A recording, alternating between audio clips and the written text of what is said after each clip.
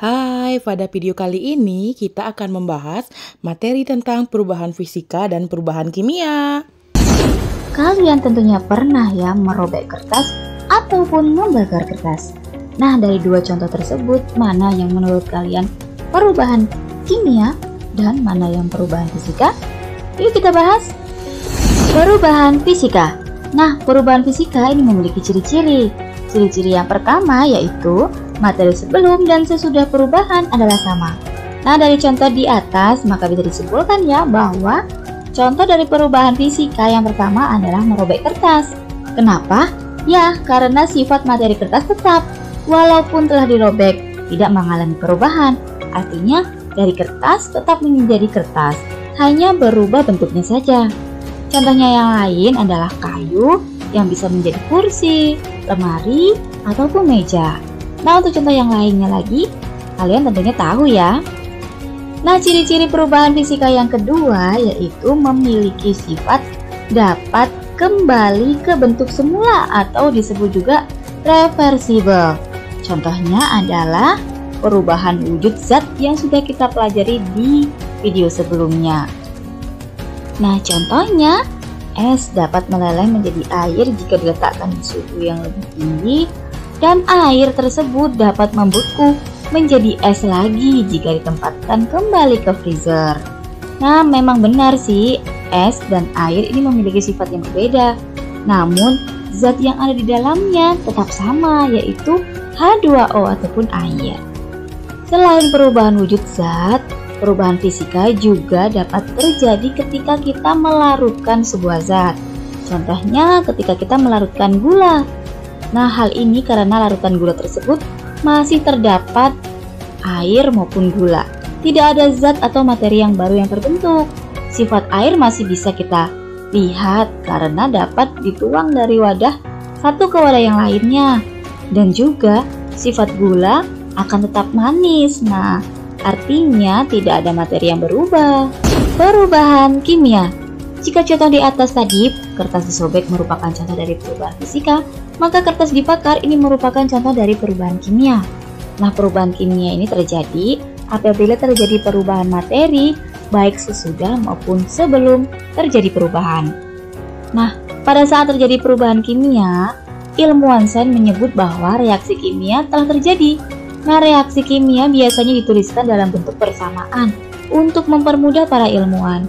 Persamaan kimia ini dapat ditulis dalam bentuk kata ataupun simbol.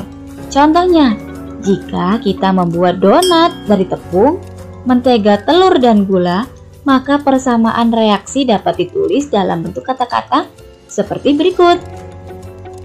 Dalam persamaan di atas, tepung, mentega, telur, dan gula adalah bahan-bahan sebelum reaksi kimia atau disebut dengan pereaksi. Sementara donat adalah hasil yang diperoleh setelah reaksi kimia tersebut selesai. Donat adalah produk suatu reaksi. Nah, ada 4 tanda-tanda terjadinya reaksi kimia. Yang pertama, adanya perubahan warna. Pernah ya melihat seseorang yang mengecat rambutnya? Nah, itu merupakan contoh dari perubahan kimia karena adanya terjadinya perubahan warna. Contoh lainnya juga terjadi ketika ibu yang sedang memanggang kue sampai warnanya kecoklatan. Yang kedua, terbentuknya gas. Tanda kedua dapat dilihat pada reaksi antara logam magnesium dengan larutan bening asam klorida. Nah, pada larutan tersebut akan terbentuk gelembung yang terbentuk pada saat air mendidih, karena gelembung-gelembung ini merupakan hasil reaksi kimia antara magnesium dan asam klorida yang membentuk gas hidrogen. Selain gas hidrogen, dihasilkan pula larutan magnesium klorida. Jadi, dapat dilihat ya bahwa zat yang ada di sebelum dan sesudah reaksi itu berbeda. Yang ketiga, terbentuknya endapan. Beberapa reaksi kimia menghasilkan endapan sebagai salah satu produknya. Padahal tidak ada endapan atau padatan pada reaksinya. Reaksi awal biasanya berupa larutan yang keruh setelah dicampur. Nah, larutan yang keruh menunjukkan adanya padatan yang tidak larut. Apabila dibiarkan beberapa saat, maka padatan itu akan menumpuk di bagian bawah tabung reaksi ya. Nah, padatan ini yang disebut sebagai endapan. Yang keempat, adanya perubahan energi. Reaksi kimia yang terjadi pada saat terjadi ledakan menunjukkan adanya cahaya dan panas. Cahaya dan panas adalah dua bentuk energi. Reaksi lainnya yang menunjukkan perubahan energi adalah reaksi pembakaran logam magnesium, seperti yang dicontohkan pada video tersebut. Ada cahaya yang sangat terang yang terlihat ketika pembakaran. Setelah pembakaran diperoleh serbuk putih seperti abu, yaitu magnesium oksida.